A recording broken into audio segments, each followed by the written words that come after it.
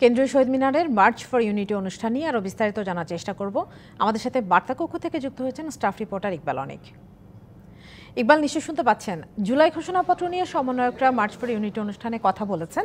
এ নিয়ে বিস্তারিত জানবো আপনার কাছ থেকে। আর যদি শহীদ মিনারে গণ অভ্যুত্থানে শহীদদের পরিবার ও আহতরা নিশ্চয়ই এসেছেন, তাদের সাথে নিশ্চয়ই আপনার কথা হয়েছে, তারা কি কি দাবি দাওয়া নিয়ে কথা বলেছেন?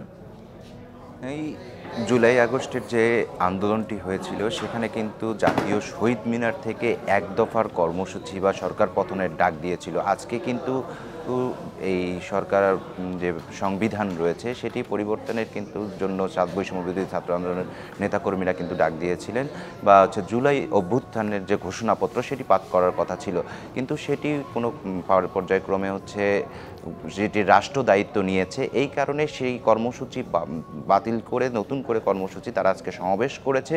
সেই সমাবেশে কিন্তু আগামী 15 দিনের মধ্যে, মানে যে 15ই জানুয়ারির মধ্যে জুলাই অভ্যুত্থানের যে ঘোষণাপত্র রয়েছে সেটি কিন্তু পাবলিশ করতে হবে রাষ্ট্রকে বা সরকারকে।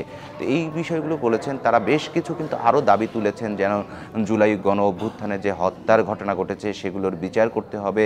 যে আওয়ামী লীগ যে ফেসিবাদ সরকার ছিল তাদের দোসররা এখনও বিভিন্ন জায়গায় ঘুরে বেড়াচ্ছে, বা বিভিন্ন প্রশাসনের বিভিন্ন মহলে যারা কর্মরত আছে বা যারা দেশকে নিয়ে এখনও ষড়যন্ত্র করার চেষ্টা করছে তাদেরকে বিচারের আওতায় নিয়ে আসতে হবে। দ্রব্যমূল্যের যে ঊর্ধ্বগতি সেটি কমিয়ে নিয়ে আসতে হবে। এগুলো সহ কিন্তু নানা দাবি তারা আজকে কিন্তু পেশ করেছেন। জুলাই আগস্টে যে শহীদ পরিবারগুলো রয়েছে তাদের যে আত্মীয় স্বজন বা পরিবার পরিজন রয়েছে তারা এসেছেন, তারা কিন্তু এই জুলাই হত্যাকাণ্ডের যে অপরাধীরা রয়েছেন তারা এখনও বিভিন্ন স্থানে ঘুরে বেড়াচ্ছেন, তাদের কিন্তু বিচারের আওতায় নিয়ে আসার দাবি করেছেন।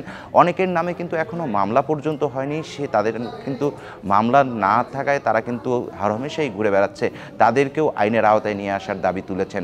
আরেকটি বিষয় যে সকাল থেকে যেহেতু তারা মার্চ ফর ইউনিটি নামের যে সমাবেশের ঘোষণা দিয়েছিল, সেক্ষেত্রে সারা বাংলাদেশ থেকে যে বৈষম্য বিরোধী ছাত্র আন্দোলনের যে নেতাকর্মীরা রয়েছেন, জাতীয় নাগরিক কমিটির নেতাকর্মীরা রয়েছেন, তারা কিন্তু সকাল থেকেই জাতীয় শহীদ মিনার এলাকায় সমবেত হতে শুরু করেন। এভাবে কিন্তু তারা রাজধানীর বিভিন্ন স্থানে বাস থেকে নামার পর তারা কিন্তু ছোট ছোট খণ্ড খণ্ড মিছিল নিয়ে জাতীয় শহীদ মিনারের দিকে সমবেত হন।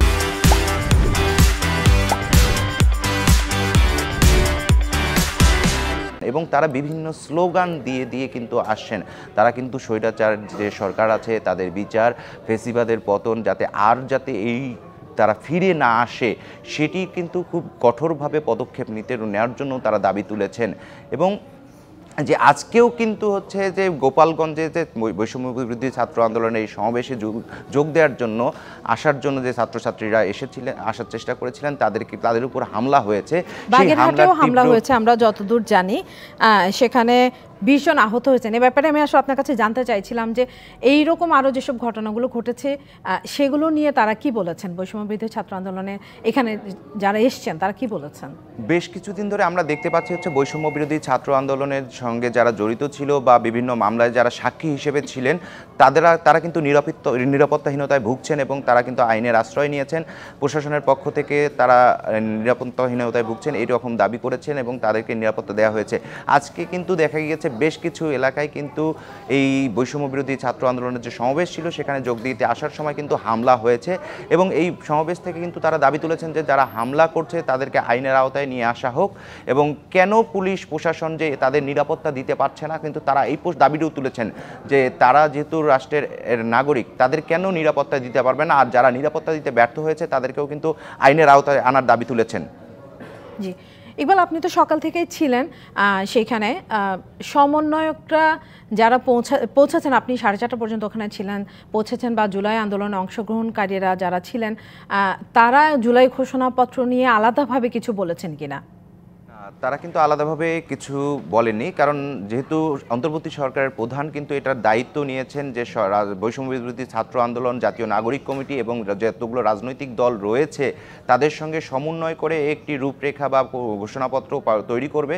সেক্ষেত্রে তারা কিন্তু গতকালই সাধুবাদ জানিয়েছে এবং অন্তর্বর্তী সরকারকে শুভেচ্ছা জানিয়েছেন যাতে তারা এই দ্রুত সময়ের মধ্যে, যেহেতু আজকে কিন্তু তারা কিন্তু 15 দিনের একটি সময় বেঁধে দিয়েছে এবং 15 দিন পর্যন্ত অপেক্ষা করবে। যদি 15 দিন অপেক্ষার না হয় সেক্ষেত্রে তারা আরো কঠোরভাবে এটির পদক্ষেপ নেবে এমনটি জানিয়েছেন।